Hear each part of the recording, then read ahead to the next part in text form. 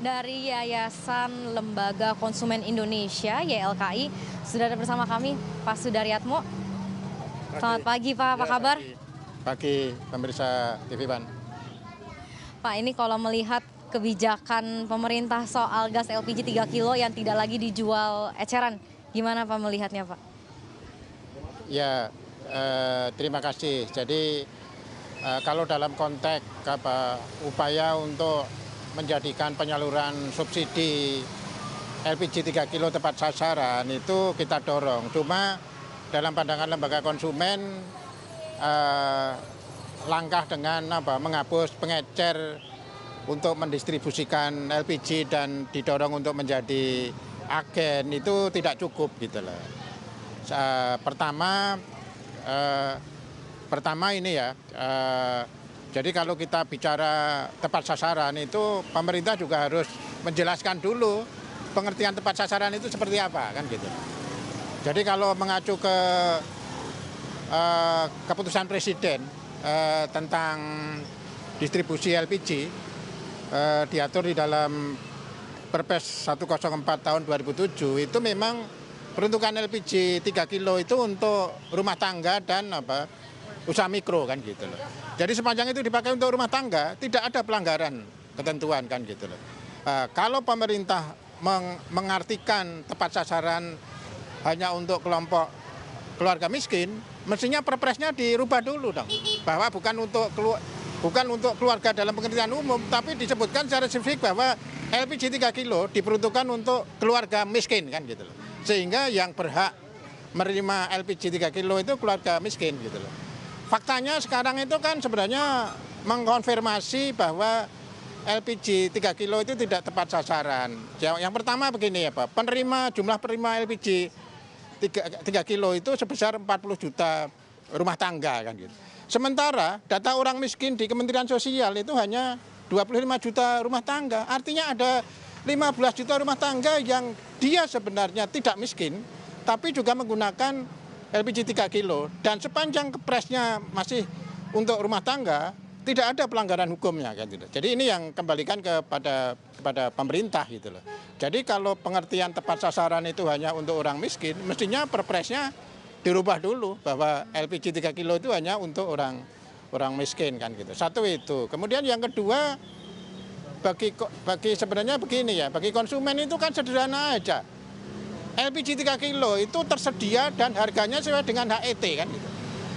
Kalau di lapangan itu ada kelangkaan LPG dan kalau ada harganya itu di atas harga HET, seperti di sini HET-nya itu 16.000, itu pelanggaran hak konsumen.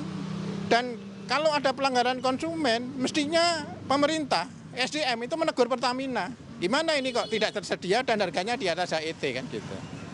Tapi kalau dari sisi konsumen, tadi kan kita juga sempat bertanya-tanya nih kepada warga, nih bahwa mereka merasa keberatan kalau misalkan hanya bisa dibeli di pangkalan saja. Ini gimana Pak melihatnya Pak? Ya itu tadi ya Pak. Jadi sebenarnya kan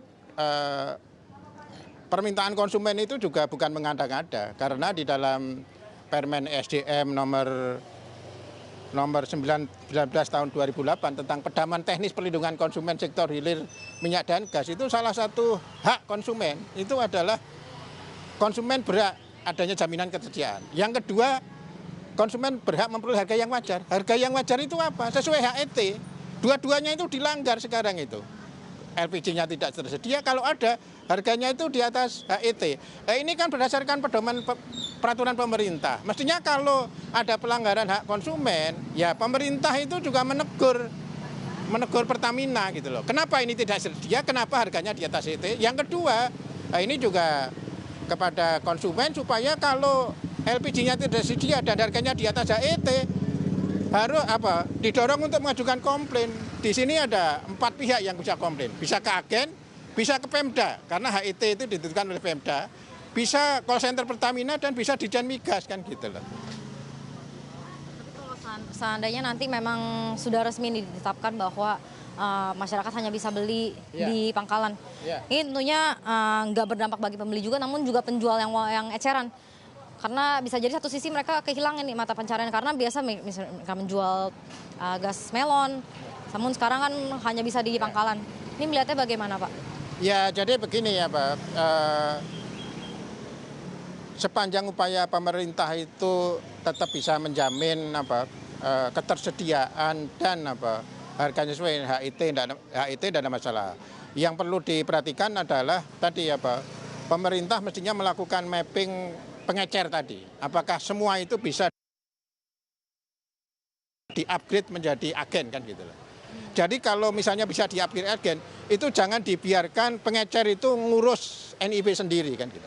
Kan ada Kementerian UMKM. Kenapa Kementerian UMKM nggak dilibatkan kan kira-kira gitu loh. Jadi ini yang kebijakan ini mestinya itu harus didekati sebagai lintas sektor kan gitu loh. Bukan hanya ISDM aja, bukan hanya Pertamina saja.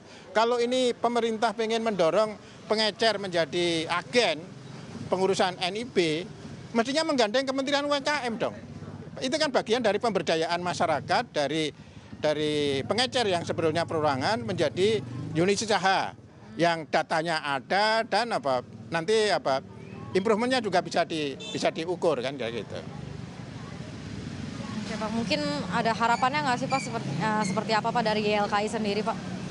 Ya jadi begini ya Pak, kalau dalam pandangan lembaga konsumen secara umum memang inti masalah ini kan sebenarnya terkait dengan kebijakan bahan bakar rumah tangga kan gitu. Bahan bakar rumah tangga itu secara umum kan ada LPG. LPG itu ada subsidi, ada non subsidi. Kemudian juga ada bahan bakar rumah tangga melalui pipa, jaringan gas kota. Selama ini kan anggaran yang dikeluarkan pemerintah untuk subsidi LPG tahun 2024 itu cukup besar sekali. 80 triliun kan gitu. 80 triliun dan ini juga agak ironis produk yang disubsidi tapi 80% masih impor kan gitu loh. Ini masalah yang mestinya harus diberesin kan gitu loh. Jadi dan ini juga kalau pemerintah mengeluarkan jargon swasembada energi, bagaimana swasembada energi kalau 80% bahan bakar rumah tangga LPG itu masih impor, itu yang harus dijawab pemerintah gitu loh. Ya. Baik, terima kasih banyak waktunya Pak. Selamat melanjutkan aktivitas ya Pak. Terima kasih banyak sudah mau berbagi bersama TV One. Apa kabar Indonesia Pagi on location. Ya pemirsa, Arif Fadil, Andi Kuman dan juga pemirsa, nah itu dia tadi jumlah tanggapan dari masyarakat dan juga pembeli dan juga dialog bersama dengan dari Yayasan Lembaga Konsumen Indonesia. Kembali ke studio. Baik, Josephine Kesian tadi meminta bagaimana tanggapan masyarakat, kemudian juga ada YLKI yang membahas terkait dengan harusnya membeli di pangkalan yang ada NIB-nya. Betul, untuk kedepannya seperti itu ya. Dan kami ini berusaha juga untuk melibatkan sih sebetulnya pihak dari pemerintah juga, tapi setidaknya sosialisasi yang kami lakukan sebagai fungsi media begitu sudah kami hadirkan ke depan pemirsa pada pagi hari ini.